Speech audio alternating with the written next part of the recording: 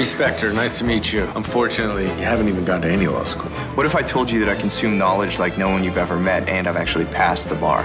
I'd say you're full of crap. Read me something. Civil liability associated with agency is based on The reasonable inference of agency on behalf of the plaintiff and the damages themselves. How did you know that?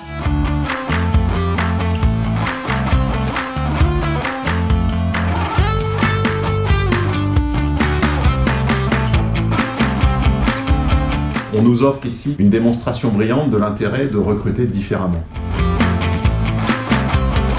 Le principal, c'est le avocat qui est Harvey. C'est l'incarnation, si vous voulez, du leader charismatique et puis qui va user de beaucoup de ruses également dans son métier d'avocat.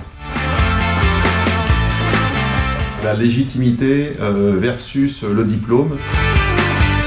Harvey recrute comme assistant un certain Mike. Ce Mike est un garçon extrêmement brillant, il a une mémoire absolue. Il n'a qu'un problème, c'est qu'il n'a aucun diplôme. Harvey est conscient de ça, mais il est plutôt fasciné par l'intelligence de Mike et le recrute tout en connaissant sa faiblesse.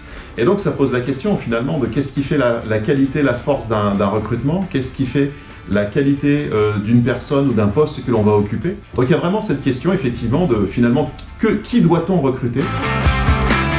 Le deuxième enseignement qu'on peut tirer, en fait, on l'analyse dans le rapport entre Harvey et Mike et que je vais reformuler différemment dans le rapport entre le numéro 1 et son numéro 2. Ce qui fait un bon leader, c'est d'avoir un bon second. Ce qui fait un bon second, c'est d'avoir un bon leader. Et donc, la question sous-jacente que l'on peut tirer en termes d'analyse de cette série, c'est justement de qu'est-ce qui fait le succès d'une équipe et qu'est-ce qui fait finalement que on a parfois dans des entreprises des bons numéros 2.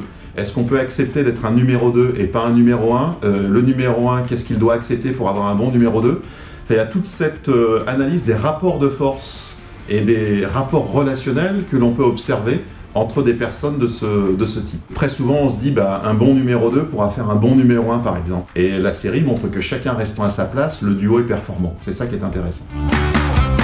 Plus largement, je pense que la série montre la façon dont on peut piloter la progression des personnes et dont les managers instaurent le rapport de force avec des équipes qui sont en dessous d'elles. La question justement se pose sur l'évolution de Rachel et on voit bien que pour certains il y a une envie de la faire progresser, pour d'autres pas, et que quelque part on maintient une sorte de distance et de rapport de force, voilà, entre les personnages.